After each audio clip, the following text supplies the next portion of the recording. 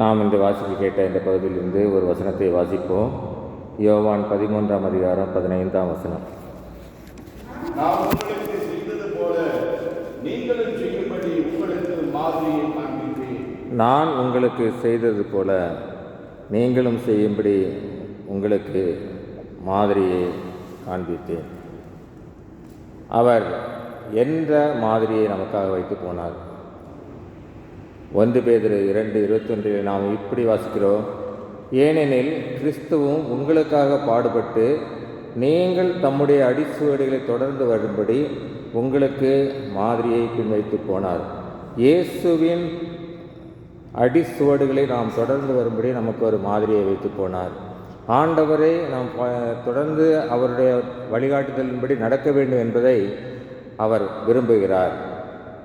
அவர் எந்த மாதிரி என்ன செய்தார்? ஏன்னா அவர் அப்படி சொன்னார்னா அவர் ஏதாவது ஒரு ரோல் மாடலாக ஏதாவது பண்ணியிருக்கணும் இல்லையா? அதை நாம் வாசிக்கிறோம். மத்தேயு 5ஆம் அதிகாரம் 44ஆம் வசனத்தை வாசிப்போம். மத்தேயு 5:44.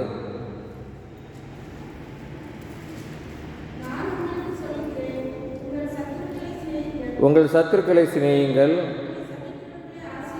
உங்களை சபிக்கிறவர்களை ஆசீர்வதியுங்கள், உங்களை பகைக்கிறவர்களுக்கு நன்மை செய்யுங்கள், உங்களை நிந்திக்கிறவர்களுக்காகவும் உங்களை துன்பப்படுத்துகிறவர்களுக்காகவும் ஜெபம் பண்ணுங்கள்.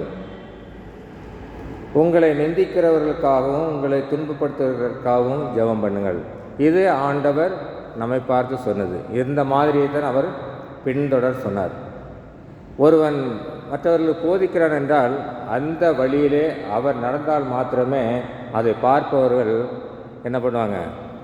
அதை ஃபாலோ பண்ணுவாங்க. அவரே சரியாக செய்யலை, அப்புறம் அவர் நமக்கு மட்டும் அட்வைஸ் பண்ணுறாரு அப்படிவாங்க. ஆனால் ஆண்டவர் என்ன செய்தார்? நாம் இன்று வாசிக்க கேட்ட பகுதியிலே இயேசு கிறிஸ்து சீடர்களின் கால்களை கழுவின சம்பவத்தை தான் நாம் இன்று வாசித்தோம். இதை பொதுவாக பிரசங்கத்தை நம்ம எப்படி கேட்போம்? இது எதுக்காக ஆண்டவர் கால்களை கழுவினதுலேருந்து நம்ம என்ன புரிஞ்சுக்கிறோம்? பொதுவாக பிரசங்கங்களில் அவர் தாழ்மையாய் காணப்பட்டார், தாழ்மையின் ரூபமாய் காணப்பட்டார் என்ற பிரசங்கத்தை தான் நாம் அதிகமாக கேள்விப்பட்டிருப்போம். ஆனால் இந்த இடத்துல அவர் எல்லா சீடர்களின் கால்களையும் கழுவினார். நான் வாசிக்க கேட்ட பதிலே சீமோன், யோவான் எல்லாருடைய கால்களையும் கழுவினார். இந்த எல்லாருமே இயேசுவுக்கு அன்பாக இருந்த சீடன். அது மாத்திரமல்ல, ஆண்டவரோடு கூட பயணித்த பேதுரு, யாக்கோபு போன்றவர்களெல்லாம் அவர் கால்களை கழுவினது ஒரு விருப்பத்தின் பேரிலோ இல்லை அவங்க நம்ம கூட நல்லா இருக்கிறாங்க அப்படின்றதுனால கால்களை கழுவி இருக்கலாம். இயேசு நாம் மத்தேயு 17:1 பார்க்கிறோம். மத்தேயு 17:1 6 நாளைக்கு முன்பு இயேசு பேதுருவையும் யாக்கோபையும் அவனுடைய சகோதரன் யோவானை கூட்டிக் கொண்டு தனித்திருக்கும்படி உயர்ந்த மலையின் மேல் போய் ஜெபிக்கும்படி சென்றார். ஆண்டவர் தனக்கு அன்பாக இருந்த இந்த 3 சீடர்களில் அதிகமாக கூட வைத்திருந்தார். அவர்கள் கால்களை கழுவினது சரி. ஆனால் தன்னை ஒருவன் காட்டி கொடுக்க போகிறான் என்பதை அறிந்திருந்த ஆண்டவர் யூதாஸ் காரியத்தின் கால்களையும் கழுவினார். தன்னை காட்டி கொடுக்க போகிறான் என்று அவர் ஏற்கனவே அறிந்திருந்தும் அவனுடைய கால்களை கழுவினார். நம் நம்பிக்கை துரோகம் செய்ய போகிற அல்லது நம்மை காட்டி கொடுக்க போகிறவன் இவன் தான், என்னாலும் நம்மை 30 வெள்ளிக்காசுக்காக விற்று போட போகிறான், நாம் கொலை செய்யப்பட போகிறோம், இதெல்லாம் அறிந்திருந்த ஆண்டவர் எல்லோருடைய கால்களை கழுவினது போல யூதாஸின் கால்களையும் கழுவினார். அப்படிப்பட்ட சம்பவத்தை தான், அந்த மாதிரியை தான் ஆண்டவர் நம்மிடம் எதிர்பார்க்கிறார். நம்மை ஏற்றுக்கொள்வதற்கு மாத்திரமல்ல, நம்மை கனிவோடு கவனித்துக் கொள்வதற்கு மாத்திரமல்ல, நம்மை பராமரிக்கிறது மாத்திரமல்ல, நம் மீது அன்பு செலுத்துவர்கள் மாத்திரமல்ல, நம்மை நேசிக்கிறவர்களுக்கு மாத்திரமல்ல, நம்மோடு கூட இருந்து நமக்கு துரோகம் பண்ணுறவர்களை கூட நாம் மன்னிக்க வேண்டும், அவர்களை ஏற்றுக்கொள்ள வேண்டும் என்பதைத்தான் ஆண்டவர் விரும்புகிறார். நம்மை எதிரியாக நினைப்பவர்கள் கூட உதவி செய்தது போல ஊழியம் செய்ய நாம் தெரிந்து கொள்ளப்பட்டிருக்கிறோம். நம்மளுடைய ஊழியம் எப்படி இருக்க வேண்டும்? நம்மை பகைக்கிறவர்களுக்கும் சேர்த்து தான் செய்ய வேண்டும். நம்மோடு கூட இருப்பவர்களுக்கு ஊழியம் செய்வதல்ல, நம்மை பகைக்கிறவர்களுக்கும் நம்மளுடைய எதிராளிகளுக்கும், நமக்கு அவன் துரோகம் பண்ணுறான்னு தெரிஞ்சாலுமே நம்ம அதை காட்டிக்கொள்ளாமல் நாம் அவர்களுக்காக ஊழியம் செய்ய வேண்டும். யோவான் 13:15 வாசிப்போம். மீண்டுமாக, நான் உங்களுக்கு செய்தது போல நீங்களும் செய்யும்படி உங்களுக்கு மாதிரியை காண்பிக்கிறேன். ஆண்டவர் இந்த காரியத்தில் அவர் யூதாஸின் கால்களை கழுவினது போல நம்மிடமாகத்தான் அந்த மாதிரியைத்தான் எதிர்பார்க்கிறார். யோவான் 13:34 வாசிப்போம். 34. நீங்கள் ஒருவர் அன்பாயிருங்கள், நான் உங்களில் அன்பாயிருந்தது போல நீங்களும் ஒருவரில் ஒருவர் அன்பாயிருங்கள். ஆண்டவர் நமக்கு என்ன கட்டளை கொடுக்கிறார்? நீங்களும் ஒருவரில் ஒருவர் அன்பாயிருங்கள். நாம் இந்த நேரத்தில் நாம் சிந்தித்து பார்ப்போம். கடைசியாக இல்லை இப்போ ரீசெண்டாக நாம் எத்தனை யூதாசுடைய கால்களை கழுவி இருக்கிறோம்? நமக்கு விரோதமாக இருக்கிறவர்களோடு கூட கால்கள் கழுவுனா போய் அவங்க காலை கழுவுறதில்லை, அவர்களோடு கூட நம்ம பேசியிருக்கிறோம். நமக்கு துரோகம் பண்ணுறான்னு தெரிஞ்சால் நம்ம என்ன பண்ணுவோம்? அந்த பக்கம் வந்தாருன்னா நம்ம இன்னொரு பக்கமாக திரும்பி போயிடுவோம், இல்லை ஆர்கியூமெண்ட் நடக்கும். ஆனால் ஆண்டவர் அதை எதிர்பார்க்கவில்லை. ஆண்டவர் என்ன பண்ணுறார்? காட்டி கொடுக்க போகிறார் என்று தெரிந்து கூட அவனுடைய கால்களை அவர் கழுவினார். நாம் இந்த நாளில் எத்தனை பேரோடு கூட நாம் ஐக்கியமாக இருக்கிறோம்? எத்தனை பேரோடு அவன் நமக்கு துரோகம் பண்ணுறான் அப்படின்னு தெரிஞ்சால் கூட நம்ம அவனை பார்த்து சிரித்து பேசுகிறோம். ஹலோ பிரதர் நல்லா இருக்கீங்களா, சிஸ்டர் நல்லா இருக்கீங்களா அப்படின்னு பேசுகிறோம். ஆனால் நம்ம என்ன பேசுகிறோம் அப்படின்னா, இன்னொருத்தட்ட போயிட்டு இந்த பிரதர் எனக்கு இப்படி துரோகம் பண்ணிட்டார், என் கூடவே இருந்தார், என்னுடைய எல்லா நன்மையிலையும் அவர் பங்கெடுத்துக்கிட்டார், ஆனால் இன்றைக்கி எனக்கு துரோகம் பண்ணிட்டார் அப்படி மற்றவர்கள் தான் பேசுகிறோமே ஒழிய அந்த துரோகத்தை மன்னித்து ஆண்டவர் நம்ம யூதாஸை ஏற்றுக்கொண்டது போல நாம் ஏற்றுக்கொள்ள சித்தமாக இருக்கிறோமா? இந்த நாட்களிலே ஆண்டவர் நம்மிடம் அதைத்தான் எதிர்பார்க்கிறார். நம்மை பகைக்கிறவர்களை, நம்ம சொந்தக்காரங்களாக இருந்தால் கூட, நான் செத்தாலும் மூஞ்சில் முழிக்க மாட்டேன் சொல்லியிருக்கோமா இல்லையா? ஒரு வீட்டுக்கு விருந்துக்கு போகிறோம், நம்ம சொந்தக்காரங்க வீட்டுக்கு, நமக்கு வரவேற்பு கொஞ்சம் வித்தியாசமாக இருந்ததோ அல்லது நம்மை காட்டிலும் உதாரணத்துக்கு நானும் ஜெய்சிலன்னு வர்றோம் ஒருத்தர் வீட்டுக்கு, அவர் கவனித்த மாதிரி என்னை கொஞ்சம் கவனிக்கலைன்னா என்ன பண்ணோம்? எனக்கு மனசுக்குள்ள பாரு, அவரை கவனிக்கிறாங்க, நம்மளை கண்டுக்கவே இல்லை, இனிமேல் இந்த வீட்டு வாசப்படியை மிதிக்கக்கூடாது. நம்ம நினைக்கிறோமா இல்லையா? நம்ம சொந்தக்காரங்க வீட்டில் எத்தனை பேர்கிட்ட நம்ம சரியாக பேசாமல் கூட பிறந்தவங்ககிட்ட சின்ன சொத்து பிரச்சனையாக இருக்கும், இல்லை சின்ன பாச பிரச்சனையாக இருக்கும், சின்ன ஒரு பாகப்பிரவனையாக இருக்கும். நம்ம எத்தனை பேர்கிட்ட அந்த மாதிரி இருக்கிறோம்? நாளில் ஆண்டவர் நமக்கு ஒரு மாதிரி வைத்து போயிருக்கிறார். அவன் காட்டி கொடுக்க போகிறான், அவருக்கு அங்கே உயிரே போக போகுது. அப்படிப்பட்ட சூழ்நிலையில் கூட அவர் என்ன பண்ணுறாரு? எல்லோருடைய கால்களை கழுவினது போல அவனுடைய கால்களையும் கழுவினார். நமக்கு யாருமே நம்ம சாகிற அளவுக்கு நம்ம எதுவும் பண்ண போகிறதில்ல. ஒரு வார்த்தை தவறுதலாக பேசியிருக்கலாம், அல்லது ஒரு சின்ன உபசரிப்பு நமக்கு குறைவதற்கலாம், ஆனால் நம்ம அதுக்கு தான் கோவிச்சிக்கிட்டு இருக்கிறோம்.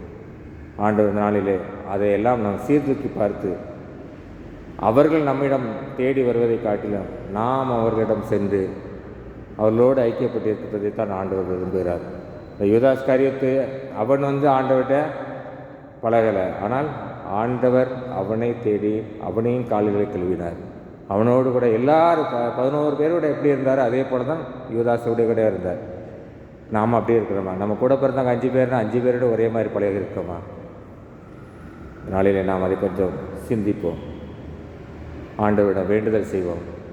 சீடரின் கால்களை கழுவினவர் செந்நீரால் என் உள்ளம் கழுவிடுமே. சீடரின் கால்களை கழுவினவர் செந்நீரால் என் உள்ளம் கழுவிடுமே. பாரில் எனக்கு வேண்டும், உயிருள்ளவரை நின் புகழ் பாட வேண்டும்.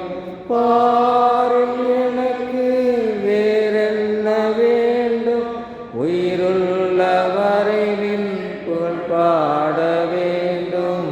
தூயாதி தூயவரே உமது புகழை நான் பாடுவேன். நாம் தூயாதி தூயவரின் புகழை பாட வேண்டும் என்றால் ஆண்டவரிடம் அவருடைய செந்நீரால் நம்முடைய கால்களை கழுவ வேண்டும், நம்முடைய இருதயத்தை கழுவ வேண்டும் ஆண்டவரிடம் வேண்ட வேண்டும். இரண்டாவதாக நம்ம இந்த யூதாஸ் சம்பவத்திலிருந்து ஒரு சில காரியங்களை நாம் கற்றுக்கொள்ள வேண்டும். முதலாவதாக, நாம் இயேசுடைய போதனைகளை, வேதத்தின் போதனைகளை கேட்பதோ அல்லது ஒருத்தருக்கு அற்புதம் நடக்கிறத பார்த்தோ கூடவே இருந்தால் கூட அது நம்ம நல்லவனாய் மாற்றாது. ஏனென்றால் யூதாஸ் ஆண்டவரோடு கூட தான் இருந்தான். ஆண்டவர் செய்த போதனைகளெல்லாம் கேட்டான், ஆண்டவர் செய்த அற்புதங்களெல்லாம் கண்ணால் பார்த்தான்.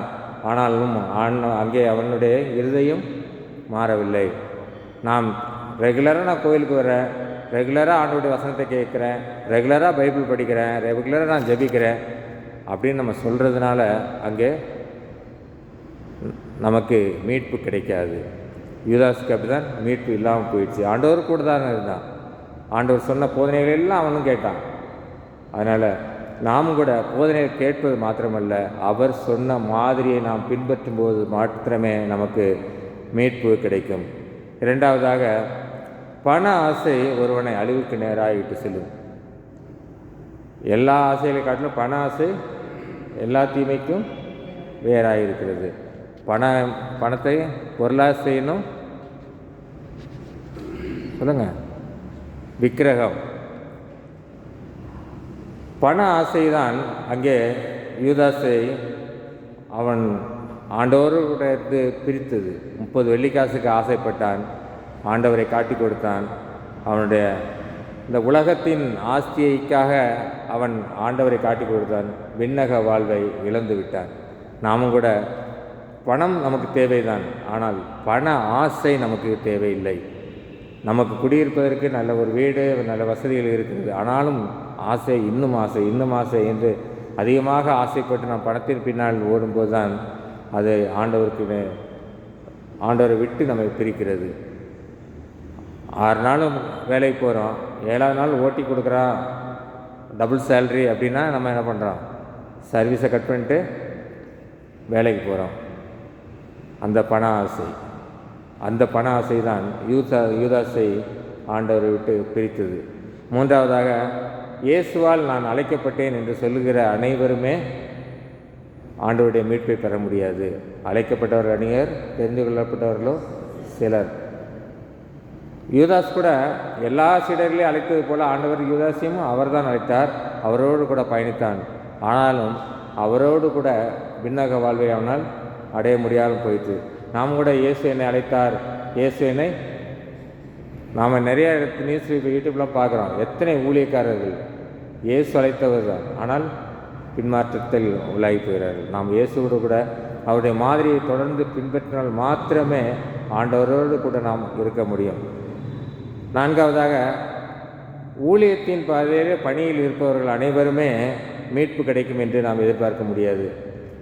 ஆண்டவருடைய ஊழியத்தை செய்வது மாத்திரமல்ல, ஊழியத்துக்கான பணிகள், உதாரணத்துக்காக இந்த சர்ச்சுக்கு டெக்கரேஷன் பண்ணுறது, க்ளீன் பண்ணுறது, இல்லை ஊழியம் பண்ணுறவர்கள் கூட இருந்து நம்ம அவர்களுக்கு ஊழியம் பண்ணுவது, இதனால் மாத்திரமே ஆண்டவருக்கு நேராகி நம்ம வழி நடத்தாது. ஏனென்றால் யூதாசு கூட ஒரு சீடராக இருந்து ஆண்டவருடைய பணிகளை செய்து வந்தான்.